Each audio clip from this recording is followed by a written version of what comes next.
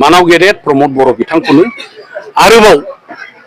फैगौ समनि थाखाय आरोबाव सिट बानायनो थाखाय इतिमध्ये थांखि लाबाय आरो दस्रा राजखान्थि हान्जाया मा सानदों मा बुंदों बे गाव गावनि खोथा थोंजोङै जोंनिया इउपिपिएल राजखान्थि हान्जा मानाव गेदेर प्रमोद बर' जिबायदि रायजो राजानि जि मोनसे समर्थन अननाय मोजां मोननाय बाहागो लानाय नोंथांमोनहाबो नुदों जि मोनसे दोहौआ इतिमध्ये फैबाय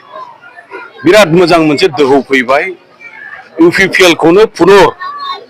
मानाव गेदेर हाग्रामा महिलारि दा जिखिनि खोथा बुंबाय थादों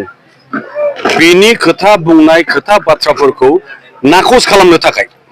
नारगारनो थाखाय रायजो राजाफ्रा दिनैहाय बयबो ज' जाबाय मानाव गेदेर प्रमोद बर' बिथांखौनो आरोबाव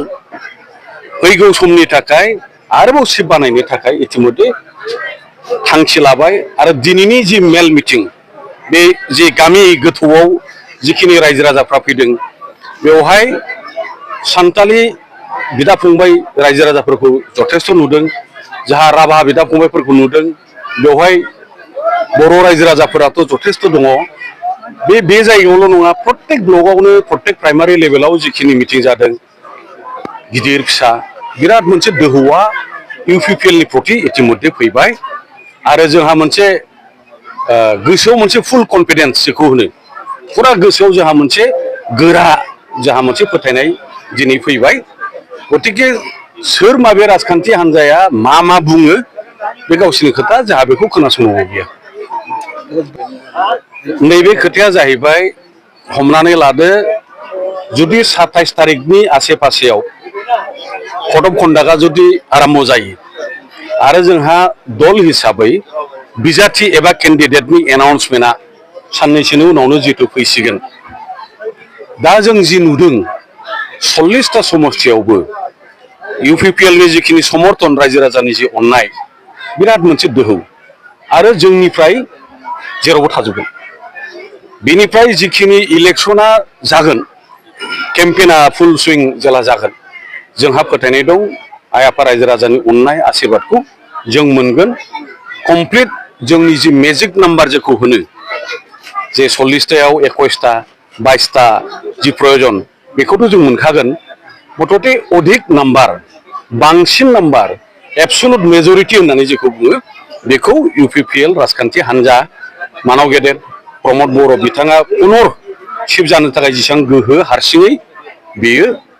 खाथां बेखौ जों मोनगोन नोंथाङाबो फैगोन सार जिहेतु हाग्रामा महिला बिनि खोथानि दिनै माबा भेलु दंबावो नामा हाग्रामा महिलारिनि बिथांनि खोथाखौ सोरबा फोथायो मानियो बा फसायबावो नामा सोरबा फसायथारला बे ओरैनो सोरखौबा थाथा होनाय थासिल्ल' खालामनाय बिनि खामानिया बेजोंथ' रायजो राजा आइ आफानि खुनु उन्नति जाया दा दारायनाय दारायै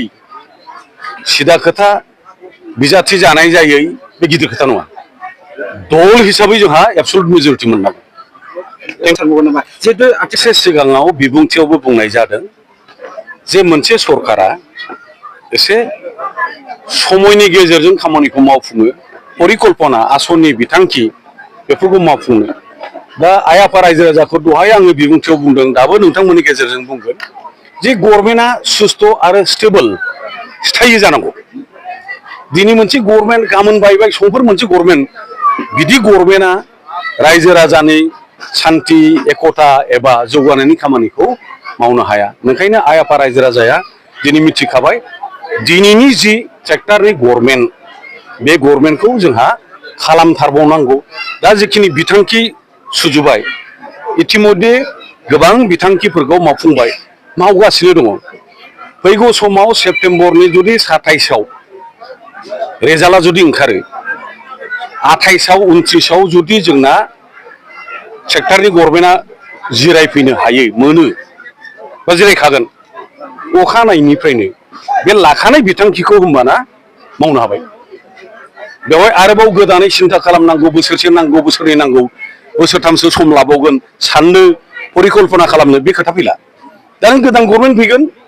बेनि साननायाव बोसोरबा थांगोन ओंखायनो आइ आफा रायजो राजाया बे खोथाखौ निस्सय बुजियो बा बुजिनांगोन आं बेखौनो नोंथांमोननि गेजेरजों खावलायो जाहाथे जोंनि गभर्नमेन्टनि कन्टिनिउटि बे लागाथार बे गभर्नमेन्टखौ जों जाहाथे गोजोर खालामनानै लांनो हायो।